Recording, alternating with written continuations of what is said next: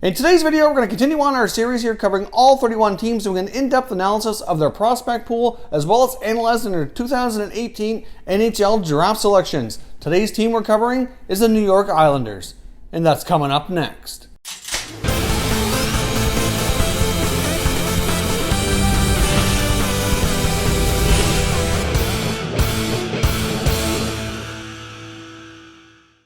Hey everyone, and welcome back to another video here at Top Shelf Hockey. If you're new to the channel, thanks for stopping by. We review and discuss all 31 NHL teams. So if you're a huge hockey fan, consider subscribing and clicking the bell so you don't miss anything. So as I mentioned off the top, today we're continuing our Prospect Report series where we're covering the New York Islanders. So obviously I thought the New York Islanders were going to be a very interesting and intriguing team to take a look at here. Obviously this team has been through a lot this summer, losing franchise player John Tavares. So obviously I thought it'd be especially good to look and see how good a hands are they in moving forward. What do they have for prospects coming down the pipe here that hopefully can help this team move forward. Now, as we know, they do have some other young players on the roster that can start to build around, especially fantastic center iceman Matthew Barzal. Obviously, Barzal can hopefully become that new franchise player that John Tavares was for this team for so long. Obviously, his line mate, Anthony Beauvillier, also is quite young and has a lot of promise and potential as well. And they still have some other forwards like Jordan Eberle and Anders Lee, obviously who are going to need contract extensions in the near future if they're going to remain with this club long term.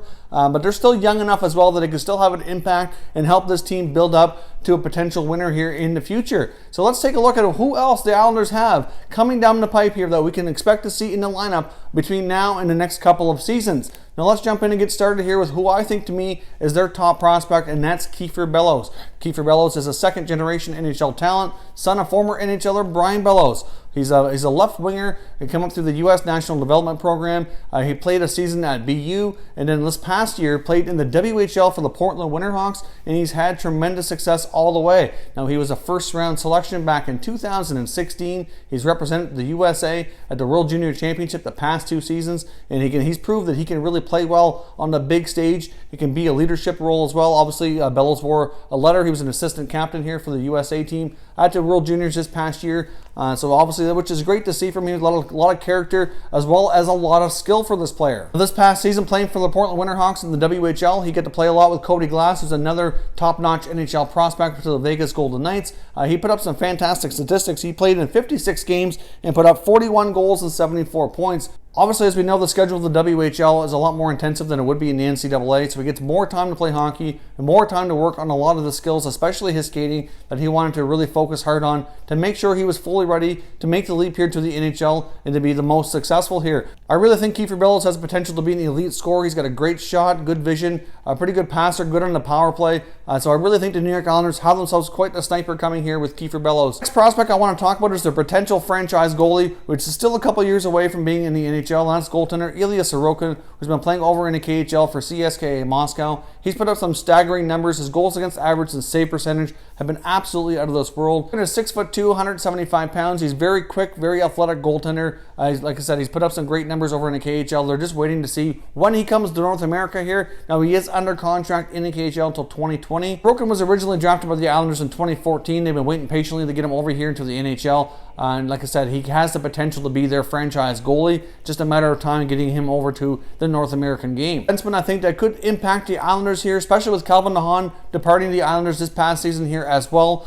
First one I want to touch on is Devon Toews. Obviously, Devon Toews was really close, I think, to having a call-up last year and having a chance to play at the NHL level, but suffered a major injury. I believe it was around the midpoint of the season and was out for the remainder of the year. He only got into about 30 games last season, so we'll see how that setback kind of goes into this coming year. If he can start off the season, maybe having a chance to play with the big club, or if he's going to put in some more time in the American Hockey League here, I think it's quite likely he earns himself a shot out of training camp, and if not, I think he likely would be the first D-man available for call-up here as soon as they have a need to bring anybody up from the American Hockey League. I see Devon Toews as a pretty solid two-way defenseman. He's pretty good offensively. He's put up 67 points, just over 100 games at the American Hockey League level, but he can also play pretty well defensively, pretty decent in front of the net and in the corners. So like I said, he kind of plays to me a similar game to Calvin DeHaan, and I think very well could be DeHaan's replacement here in the short term now that he's departed for the Carolina Hurricanes. Next up, I want to discuss 2017 draft choice Sebastian Aho. Now, in case you're not a real hardcore Islanders fan, you don't know this franchise real well, we're not talking about the Sebastian Aho that plays for the Carolina Hurricanes. Yes, there is two guys now in the NHL with the same name. Obviously, he was a later round selection in 2017, but had an opportunity to play last year in the NHL, mostly due to injuries on the back end. And obviously, like I said, I think Toews would have been the call up and had more opportunity to play, but he himself ended up being one of the injured defensemen. So that created an opportunity for Aho to kind of step forward here and get a little bit of NHL action. So be curious to see going into training camp this year if Toews or Aho, who's going to get more playing time out of the gate here. Obviously, Aho had more time in the NHL last season, but at the same time, I personally would think that Toews is further down the development road here and ready for an opportunity. However, though, Sebastian Aho did fare himself pretty well. He's not over the big guys, around 5'10", I think around 170, 175 pounds. So he's not huge, but he knows how to use his size to his advantage. He's reasonably quick. Not afraid to go into the corners along the boards and battle hard. So certainly did make a decent impression in the brief time he was in the NHL this season. If Devon Toews is able to go into training camp and be healthy, I think he should get a crack at the big roster here before Aho. I mean, not that Aho didn't play well, but personally I think he's just been around a little bit longer. He's a little bit more mature, and they can certainly let Aho continue to develop his skills here at the American Hockey League level and certainly be an option as a call-up should they run into any more injuries on the back end this season. Next up, we're going to talk about a couple of forwards also taken in the 2014 draft here. Obviously, you see a pattern. A lot of these guys were 2014 draft selections, and they're still not full-time NHLers, but still have a bit of a promise here. So next up, I want to jump into talking about Josh Ho-Sang and Michael Dal Colle. Obviously, neither one of them have been regular NHLers. Ho-Sang has had more action in the NHL than Dal Colle. Obviously, as we know, Josh Ho-Sang really came into the NHL with a lot of offensive abilities. A dynamic skater, great puck handler, really can put up a lot of good numbers here, the goals and the assists. But he never really has found his game 100% here at the NHL level as of yet. Far in his NHL career, Josh Ho-Sang has 43 games under his belt, and he's put up 22 points. I mean, really, that's not that bad for a youngster. He's taking a little bit longer to mature. He's had some attitude issues and some maturity issues, as we know, which has kind of caused his development to slow. He's been sent home a few times before. It's just one of those things that's really unfortunate because he's a player who comes with a ton of talent, but just those other little things that he can't seem to get past to kind of help his game mature and solidify himself an NHL spot. If the Islanders can help him kind of get past those issues and mature more and kind of help him find his game here, then I really think that he could be an offensive weapon for them moving forward. You have to think he's still young enough that they can still have a lot of potential with this player. But as time goes on here, I think people are kind of starting to have doubts that he may end up being a draft bust. I mean, even at the NHL draft when he was selected, he failed quite a number of spots because a lot of teams shied away from his attitude and other issues here that are more like off the ice issues. So if that continues to develop and doesn't go away, then it's going to ruin his NHL career. But if he can move himself past that, then obviously the Islanders still might have themselves another great offensive player for their forward group. Now in the case of Michael Dal Colle, obviously he was drafted really high, number 5 overall. That comes with a lot of high expectations. He's never really lived up to it. He's got very little NHL experience under his belt here, even though he's been drafted over 4 years ago. So Dal Colle has even put up some decent numbers at the American Hockey League level, but not fantastic by any means.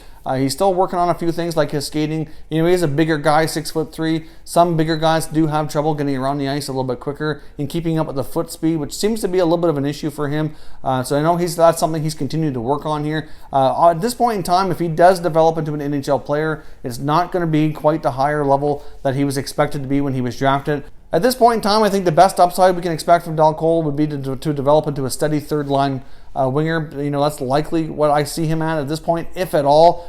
Certainly starting to have a lot of concerns that he'll ever develop into a top NHL player. The only reason I even have him on this list is because he was drafted so highly. As obviously he does have a lot of talents. It's just some players have trouble translating that into the pro game here. But at the same time, I wanted to kind of update on where things are at. Like, he's spent a couple years now at the American Hockey League level, and like I said, he's done okay. Just really hasn't produced the way a lot of people thought he would when he was drafted. So let's jump over to the 2018 NHL Draft and take a look at their selections. I think they did a great job here. Obviously, this is the first draft with Lou Lamoriello running the ship. They also had back-to-back first-round selections. They had their own, as well as the Calgary Flames, who they obtained in that Travis Hamonic deal.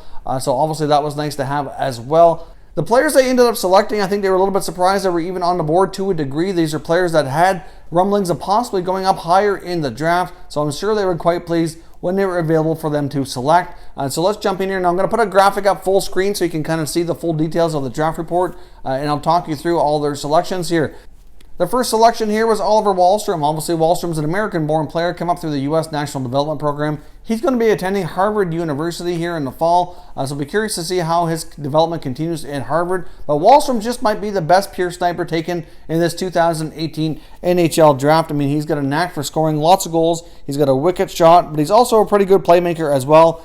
Pretty good stick handler. Got some pretty sweet dangles that I've seen over the years as well. Pretty good at creating space for himself with some very in-tight stick handling. Now, their next selection, which came right after Wahlstrom, was defenseman Noah Dobson of the Acadie Bathurst Teton, Memorial Cup champion. So Dobson got to end his season on quite a high, taking his team to the Quebec Major Junior League Hockey Championship and then to the Memorial Cup champion to be the Canadian Junior Hockey League champion. So obviously Dobson had a tremendous year, saw his draft stock rise considerably throughout the season as he continued to gain rave reviews. He's a pretty good size, over 6'3". He's an excellent two-way defenseman. He's got a really good shot from the point, but he really defends well. I mean, obviously in the QMJHL where he's been playing, is quite often known more as an offensive type league, but he certainly, I think, in my opinion, has been one of the better defenders as a top-rated D to come out of that league in some time. So he really does do both ends of the ice quite well. Now, the excellent draft selections did not end there. They used their number 41 selection to take another defenseman, this one out of the U.S. National Development Program, Bodie Wild. Now, Wild has a tremendous upside as well. If you missed some of our draft videos where we discussed a lot of the top players going in the draft, there was one video where he was mentioned, where we went a little bit more in depth, which we called the top 5 sleeper picks.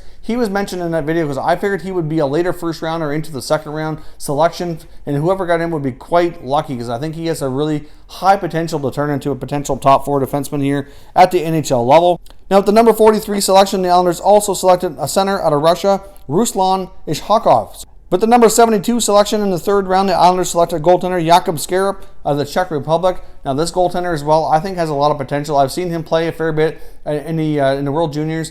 He really represented his country quite well, and potentially, especially with Ilya Sorokin, as we already mentioned. And don't forget as well, they also have Linus Soderstrom, who's a fairly young goaltender developing as well. So between Sorokin, Soderstrom, and now Jakub Skarep, I think they have some great goaltending prospects here in the system who they can work with over the next couple of years to hopefully have some solid goaltending here before too long. With the number 103 selection in the fourth round, they selected Jake Pavanka, a center out of the U.S. National Development Program. Number 134 in the fifth round, they selected a left winger from the OHL by the name of Blade Jenkins. And at number 176 in the seventh round, they took another defenseman from the USHL, Christian Krieger. So obviously they took a lot of defensemen here, a few centers and a couple wingers and a goalie. So they have a pretty good mix of players here from the 2018 NHL Draft. The Islanders have some guys coming that are pure snipers like Bellows and Wahlstrom. They have some tremendous defensemen like a Noah Dobson, and obviously Taves as well as Aho look pretty promising as well. They all look like they could easily be NHL players. And then you have still like their 2014 draft selections like Del Cole and Hosang that are still developing and could potentially develop into NHL players. Hosang could possibly still find that offensive touch and become that NHL player that he was expected to be a number of years ago. The only issue with some of these players, I think, is that they're still multiple years away before they're going to have a big impact on the NHL, especially with their goaltending. A lot of their goalies are still going to be a few years away from being ready. Obviously, Sorokin's under contract in the KHL for a while. These players can hopefully trickle into the lineup here in the next 2 to 3 years and help this team move forward in the post-John Tavares era. Now, if you're new to the channel, I hope you consider subscribing. We cover all 31 NHL teams, and there's plenty of content here for all hockey fans to enjoy. So if you're new, hit that subscribe button. Make sure you leave some comments and let me know which of these prospects you're most looking forward to and why. I'd love to hear your comments on these Islanders prospects here moving forward. As always, thank you very much for watching, everybody. We'll catch you next time.